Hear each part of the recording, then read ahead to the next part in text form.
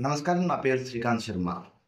ఇప్పుడు మనందరి కర్తవ్యం ఒకటే, భారతదేశాన్ని, సనాతన ధర్మాన్ని రక్షించుకోవడం. అనేక చోట్ల సంఘటనలను మనం చూస్తూ ఉన్నాం. ఇతర మతస్థులు సనాతన ధర్మం మీద దాడి చేయడము, సనాతన ధర్మంలో ఉండేటువంటి వారి పైన అఘాయిత్యాలకు పాల్పడడం లాంటి సంఘటనలు అనేక సందర్భాల్లో భారతదేశంలో, ఇతర దేశాల్లో కూడా చూస్తున్నాం. ఈ సందర్భంగా మన దేశాన్ని, మన ధర్మాన్ని కాపాడుకోవాల్సినటువంటి బాధ్యత మనది. ఈ సందర్భంగా దేశ రక్షణ కోసము పూజ్య గురువులు సమన్వయ సరస్వతి బ్రహ్మశ్రీ సామవేదం షణ్ముఖ శర్మ గారు ఒక సంకల్పాన్ని ఇచ్చారు. ఇప్పుడు శ్రీరామనవమి పర్వదినము రాబోతుంది. ఇప్పుడు ఈ వీడియోలో దేశ రక్షణ సంకల్పాన్ని నేను మీకు అందిస్తున్నాను. ఇది గురువుగారు ఇచ్చినటువంటి సంకల్పం.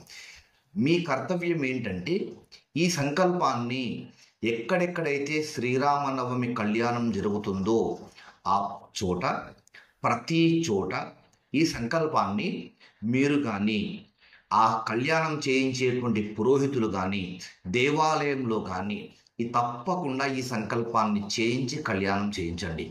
ఇది శ్రీరామనవమి వరకే పరిమితం కాదు.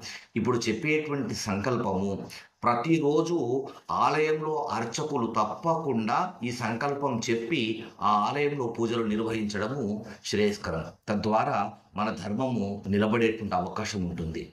భారతదేశస్య సర్వతోముఖాభివృద్ధ్యర్థం అస్య దేశస్య శత్రు నివారణార్థం ఏతత్ దేశస్థిత సర్వజనేషు సౌమనస్య సాదర భావన సిద్ధ్యర్థం హిందూ ధర్మ అభిధానస్య సనాతన ఆర్షధర్మస్య పరిరక్షణార్థం శైవ వైష్ణవ సౌర శాక్తేయ గాణాపత్య స్కాంద మతస్వరూప షణ్మతాత్మక హైందవ ధర్మస్య అభ్యుదయ అర్థం తద్ధర్మ ప్రతికూలత పరిహార అర్థం తద్ధర్మస్య సర్వోన్నతి సిద్ధ్యర్థం తద్ధర్మ వైరిక్షయ అర్థంచ సీతారామ కళ్యాణ మహోత్సవం అహం కరిష్యే అని సంకల్పం చెప్పుకోవాలి.